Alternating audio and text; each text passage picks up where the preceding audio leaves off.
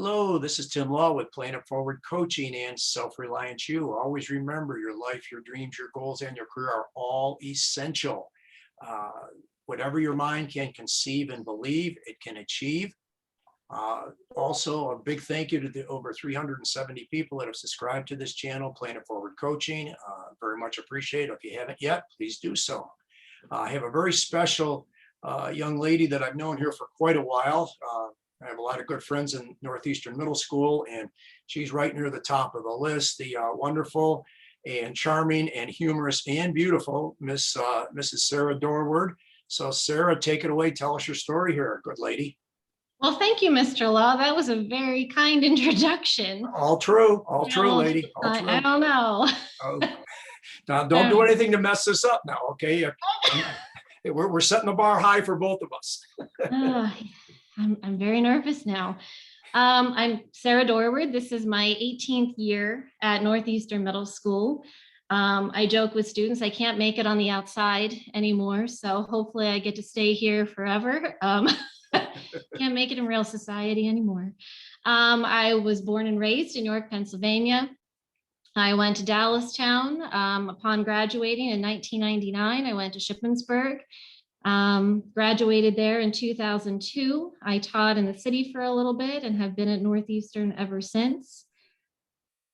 Anything else you want me to say? Well, no, that's great. Okay. And do you have some favorite memories or things that that has happened as far as your teaching career is concerned, Sarah? That things that have kind of stood out in your mind and everything. It could be some of your cohorts there at school, or certain kids that that you have some very fond memories of, or anything along those lines. Well, how much time do you want me to take here? I have so many. It has been an amazing almost 2 decades at the middle school. I wasn't sure if teaching was for me in the beginning. I come from a family of teachers, and so I kind of fought against it, I guess, a little bit in the beginning, but I always came back to I loved teaching, and it has been so rewarding. Now I think the most interesting part is working with some of my former students, which also makes me feel pretty old. But it's really interesting just seeing who they've become, where they've gone in life. I don't know, just individual memories. I remember silly things.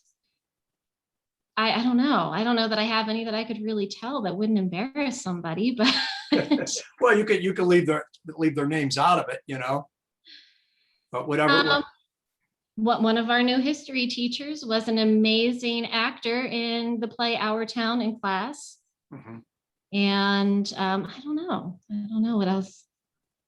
I don't know. Everything kind of blurs together. Sure. The girls staple her fingers together in class. That was kind of a weird one. I'm glad she was okay. Yeah, Don't play with staplers. yeah. Well, especially you probably should go to Stapling 101 before you try to do something like that. Yeah. Yeah.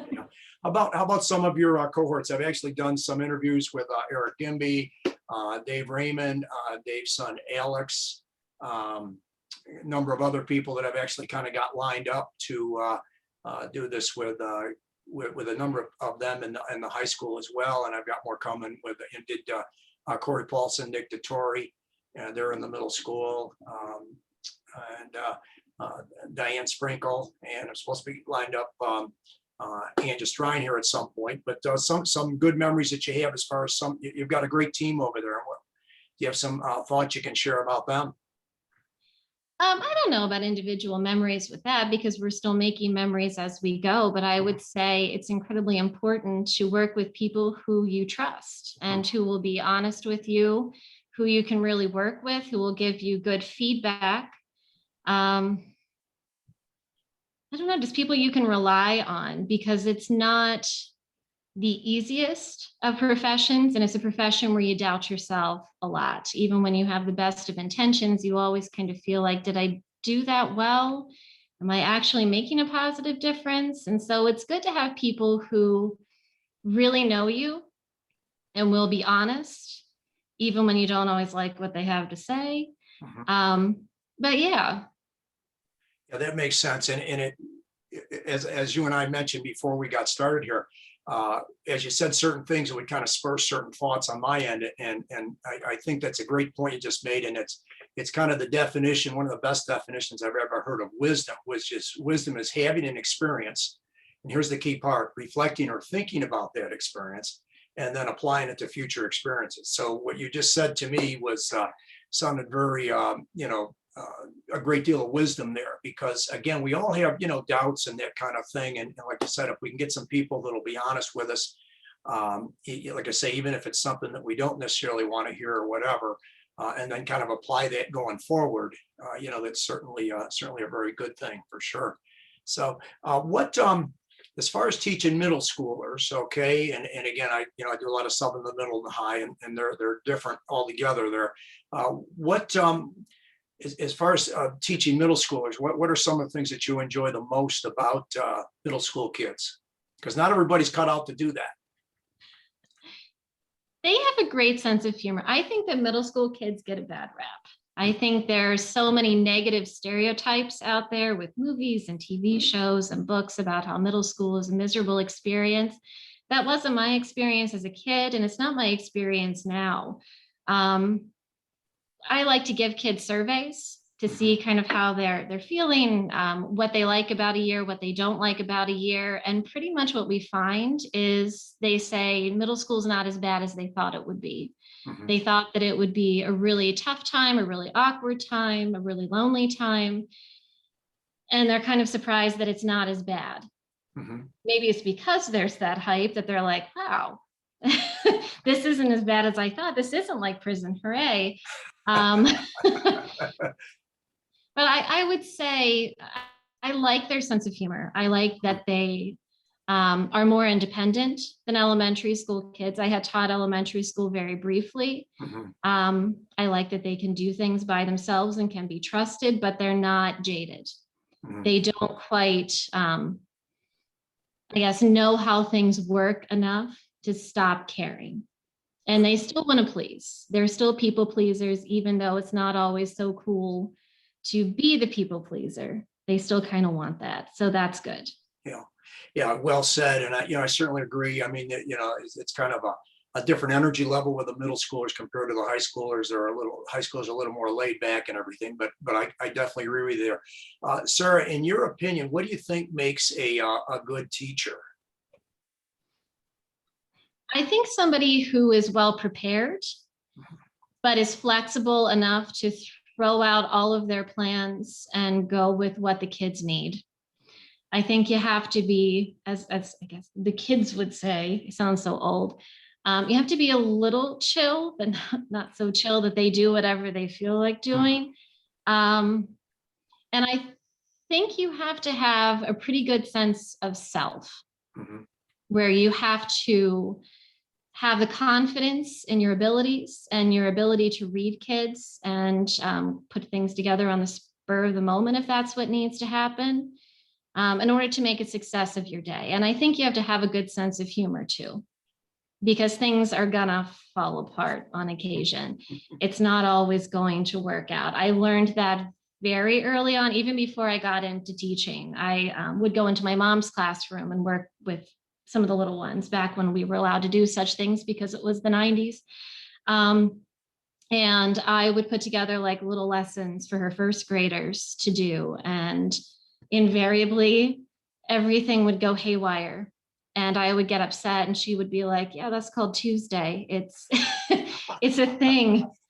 They're 5 and 6 year olds. It's going to happen. And you have to learn to kind of roll with it and pick up something else. And so I watched her do that on occasion.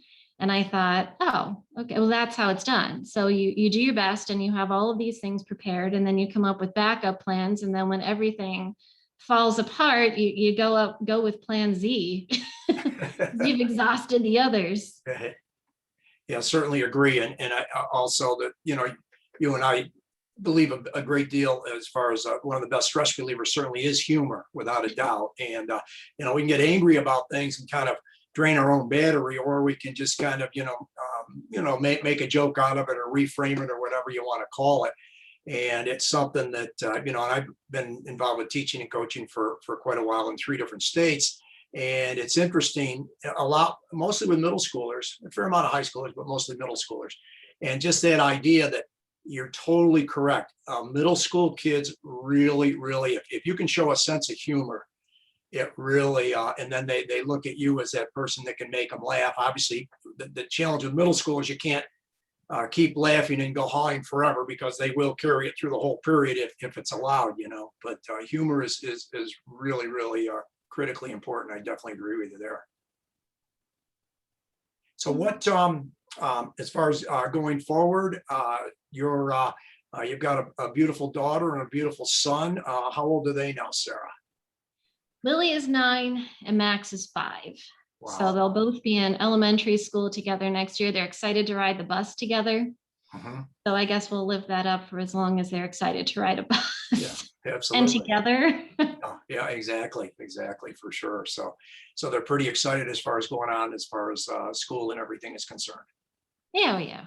Good, good, excellent. Well, they got some good role models between you and your husband Eric. That's for sure. Yeah. Who is also beautiful. But Yeah, I couldn't agree more. Absolutely, yes, yes. So anyway, what would your advice be to, let's say, middle schoolers or even early high school kids going forward, sir, as far as let's say their life dreams, goals, that kind of thing? What if you could give a thought or two in that direction? We'll get to kind of wrap things up here shortly. But what would your advice be to some of these, whether middle schoolers or early high school kids? don't be afraid to try new things, assuming that this is a wise choice and not something that's dangerous. Sometimes I think we all get stuck in our own thoughts and we get stuck in the what ifs and we get stuck in that this could fall apart and fail. I think it's important to kind of explore options. And sometimes just starting a project or starting something makes it a little bit more manageable, Yeah, if well that said. makes sense. Absolutely, totally. And it's interesting, the number of people that I have interviewed, and it's a couple of the different college students, and they said pretty much exactly what you're saying, because obviously going from high school to college, there's some changes, as far as, the first 3 weeks, and I always say this to kids, make sure, try to get your social network together a little bit. And by the way, you incoming freshmen, don't hang with other freshmen, because those freshmen, a lot of them aren't going to be there next semester. Get with the juniors and seniors that have successfully gotten through a couple of years of school. And then if you can get that first semester under your belt academically, you're rolling, But that try comment that you made is so very accurate. And it's been one that's been reiterated by some of the other people that I've interviewed here. So very Yeah, good. I like what you said too, with get with people who have been successful Mhm. and kind of see how they tick, see what worked for them. So kind of work with the advice and the wisdom of those who are older than you, who have experienced life, who have experienced this. So parents, grandparents, in addition to people who have already become successful. Some of the best things that I've ever done is by talking to people in my own profession, in our own school, who have been successful and seeing, what did you do? How did this work for you? How can I make this work for me? What do you see? What do you think? Yeah, certainly, definitely agree there, Sarah.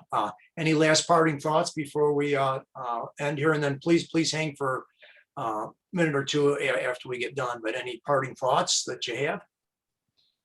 I think just work hard. Mhm. Work hard. Don't be afraid of work. Work is not bad. Toil is bad. Toil is kind of, you don't have anything to show at the end of it. But I think it's important to go through the process even of struggling a little bit, because it makes it so much more worthwhile at the end when you're successful.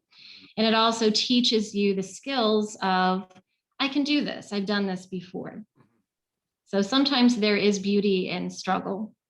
I don't know that sounds very positive, but No. Totally agree. And what's ironic is what I'm trying to do with this Playing It Forward coaching is emphasize, if in this country, if you will have a work ethic, you will develop people skills, you're willing to go the extra mile and be a team player, you're going to do very, very well in the system that we have here, for sure. And I'm so glad that you brought that up as far as, be willing to work and that kind of, because at the end of the day, there's a certain level of satisfaction, like you said, that, hey, I was able to do that. I was able to work through that challenge, that problem. And I think it was, I don't know, it was Einstein or somebody said a mind expanded to another level never goes back. And it's a type of thing where I absolutely agree that that good feeling when you're working with other people and accomplishing things, that there's nothing better, really. Yeah. So, well, thank you so much, Sarah. This is great. Please Thank hang you. for a minute. Yeah, thank you, dear. And we'll catch you here just in a second, okay? All right.